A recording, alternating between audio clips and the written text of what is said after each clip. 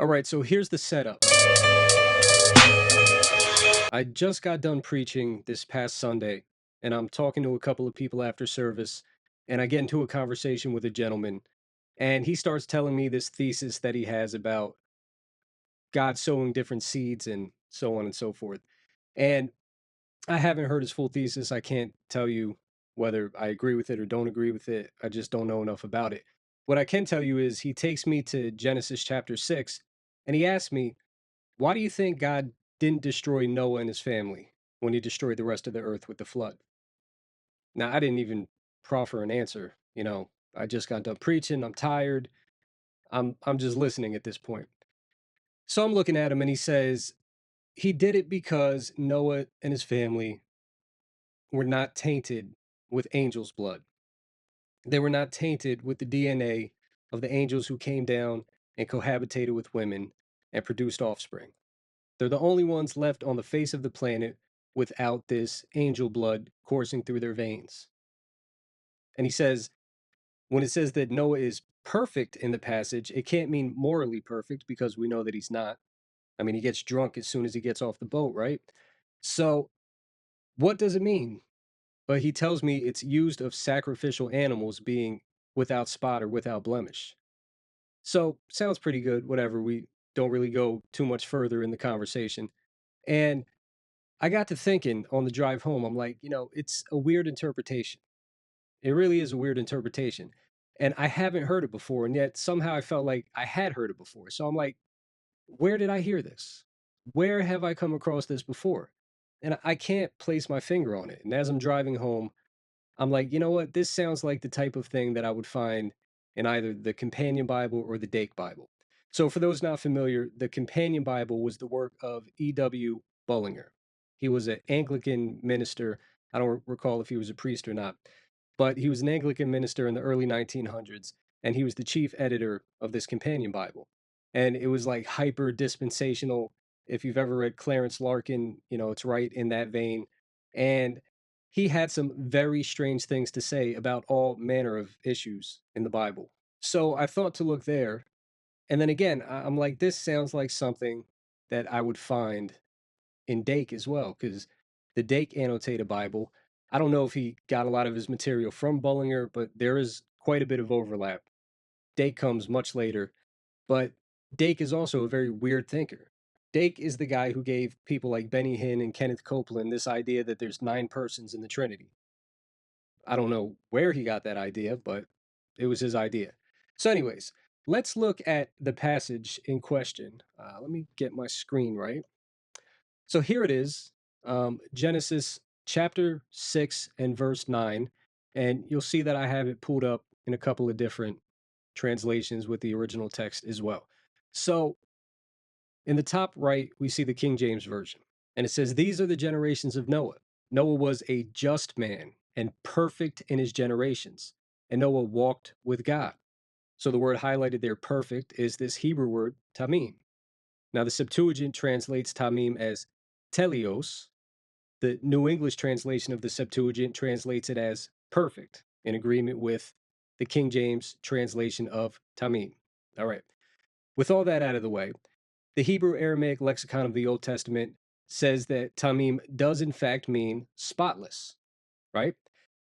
It could also refer in the Samaria papyri to a slave who is said to be without blemish. So if we were to read that, we would say, yeah, great, makes sense. He's definitely got a leg to stand on, right? Even as you come down, it talks about Walter Eichrodt and Westermann. They say that the word, it definitely has a cultic idea behind it, right? Now, I want to go to the Companion Bible. Thankfully, I was able to find it online because I don't own a copy, but I've definitely encountered it long, long, long time ago.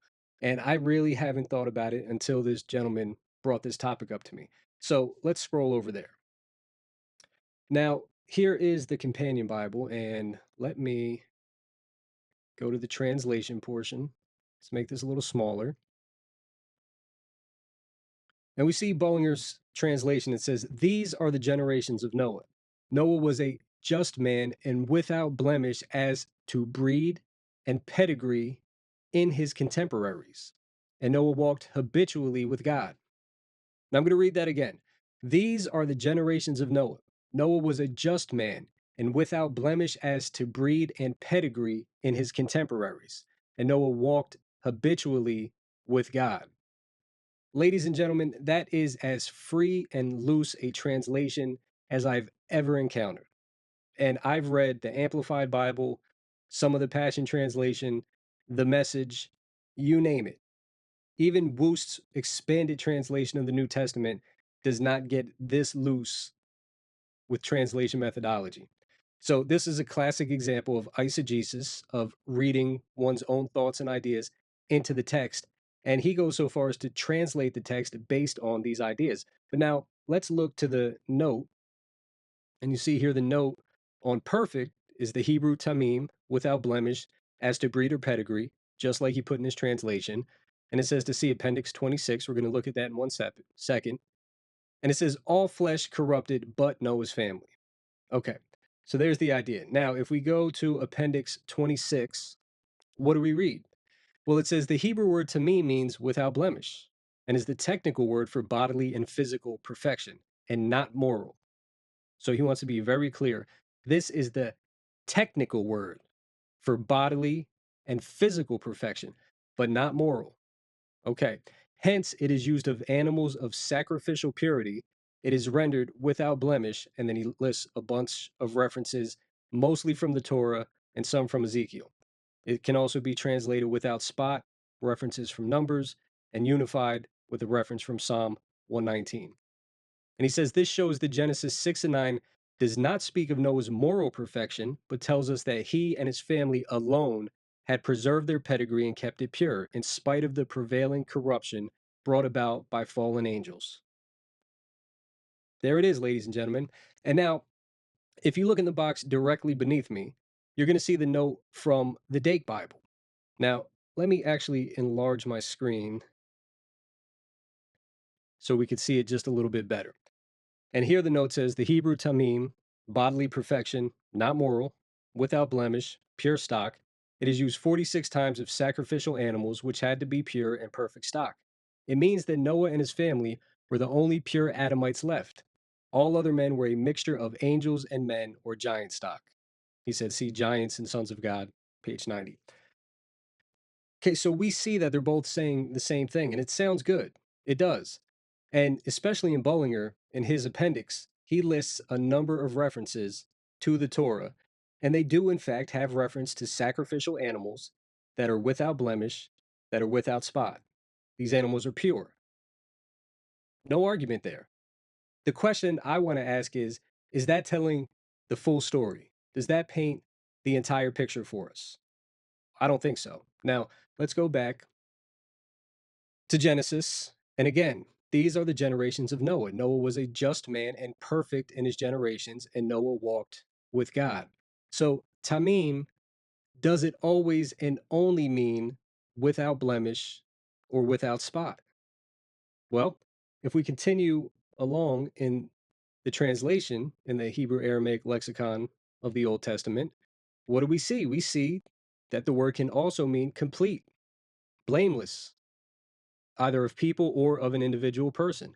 And it lists Genesis 6 and 9 as a reference. Ladies and gentlemen, I think that's exactly what we have going on here. I think it's speaking of Noah as being blameless, not without blemish, not spotless, but blameless, right?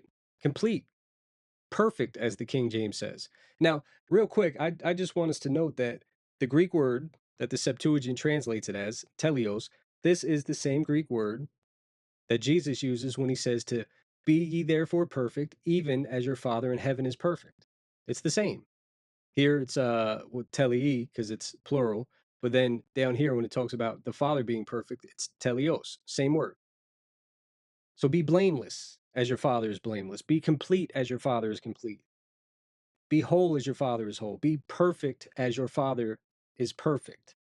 Now, let's look at the instances of tamim in the Hebrew Bible that are not in reference to sacrificial animals, and we'll see what kind of picture that we get. Okay. So here we go. Let's scroll up to the top here. Obviously, we have the first one, Genesis 6 and 9, right? These are the generations of Noah. Noah was a righteous man, blameless in his generation. Noah walked with God. But we go to Genesis 17, and it says that when Abraham was 99 years old, the Lord appeared to Abram and said to him, I am God Almighty, walk before me and be blameless. Now, contextually, would it make sense to say be without blemish or spotless as a sacrificial animal would be? No, it wouldn't. When it talks about the Feast of Weeks in Leviticus chapter 23, Tamim is translated as full. It says, You shall count 7 full weeks or 7 complete weeks.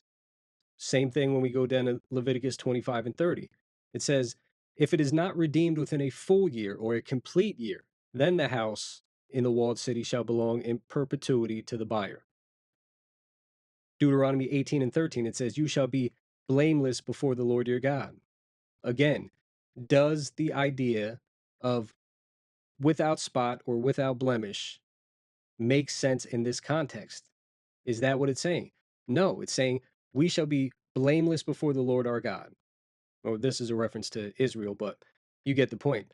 Here, speaking about God, Deuteronomy 32 and 4, it says, The rock, which is God, his work is perfect, not spotless like a sacrificial animal, but perfect. It's complete, blameless, even. Same thing, Joshua, it talks about the sun not setting for a whole day, so a complete day. Even in Joshua 24 and 14, it gets translated as sincerity.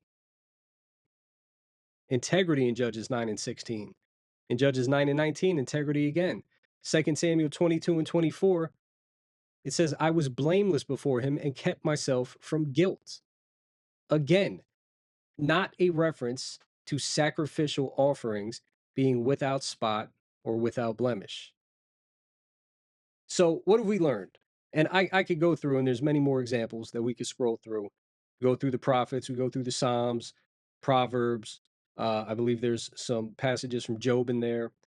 You know, we could keep going, but the point is this: words are not univocal. Words have a range of meaning, and in certain contexts, they can mean different things. So, contextually, what do we see here? What do we see in Genesis chapter 6 and verse 9? Well, it says that Noah was a just man. He was a tzaddik. He was a righteous man. He was perfect in his generations. Now, how does perfect in his generations equate to being without spot or without blemish? That has to be read into the text. The beginning of the verse gives us exactly the type of man that Noah is. He's a tzaddik. He's righteous. He's just. It makes perfect sense to call him perfect, blameless. And it says that Noah walked with God. So we get the same idea restated 3 times: righteous or just, blameless or perfect, and one who walked with God. The same language used of Enoch. And we know that Enoch was caught up to be with God without ever having died. This is pretty straightforward. But again, I want us to take note of teleos here. And I want to look at some other passages that do refer to sacrifice. Now, in all of these passages, tamim does indeed mean without spot, without blemish. 100% agree. Contextually, that makes the best sense. Why? Because it's talking about sacrificial worship. It's talking about offering animals before the God of Israel. Now, Exodus 12 and 5, it says, You shall have a perfect sheep in the New English translation of the Septuagint, and it actually does use the word telion, right? So that's the same word. This is the exception that proves the rule. Almost everywhere else, we find a different Greek word being used of these animal sacrifices. We find amomon used quite often. So amomon, it means quite literally blameless or spotless, right? In this context, spotless because it's referring to an animal without spot, without blemish, not defiled, no broken bones, nothing like that. So, in all of these contexts, in all of these Leviticus passages, we have the same word, amomon, right? Amomon, amomon, amomon. All of these words. It doesn't use teleos. It doesn't use the same word that was used of Noah. And we could keep going. So, what does that tell us? That tells us that contextually, Noah was a righteous man. Noah walked with God. And for that reason, Noah was perfect or blameless. That's why God chose not to destroy him with the world. Not because he hadn't been tainted by angel DNA, not because him and his family were the last people on earth who hadn't been defiled, and somehow they had to repopulate the earth with pure humans again. In point of fact, if you read Numbers, giants pop up again. The Nephilim pop up again. The Nephilim are presumably the offspring of the angels and human women, right? So if Noah and his family were the only purebred humans left on the face of the planet and they were tasked with repopulating it, then where did the Nephilim come from in Numbers? Some read Genesis 6 and 4 as saying that, there were giants in the earth in those days and also after that, as a reference that angels came down once again, cohabitating with women and creating more Nephilim, more giants. But I don't see that anywhere in the text. I don't see that anywhere in Numbers or anywhere else.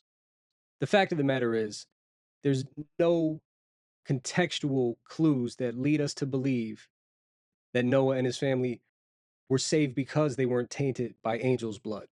And I believe they weren't tainted by angels' blood, but I also believe that the majority of the world wasn't tainted with angels' blood. And I think that some were. I mean, the text clearly does say that the sons of God came down and cohabitated with the daughters of man. No question about that. But to say that that was all of the planet, save eight, I think that's going a bit beyond what the text allows. So with any so with that said, I hope you enjoyed this brief study. If you ever come across somebody arguing this point, just point out to them that this idea of spotless or without blemish, it occurs only in passages that refer to animal sacrifice. It doesn't occur anywhere else for any other reason. So to put that on Noah and his family when the text doesn't really force you to, it's an overreading. Anyway, if you're not subscribed, please subscribe. Click on the bell to be notified for when I drop videos. Drop a like, leave a comment. And if you've heard this reading and want to argue in favor of it, give me something more to chew on, please feel free. Until then, I'll catch you in the next video. God bless.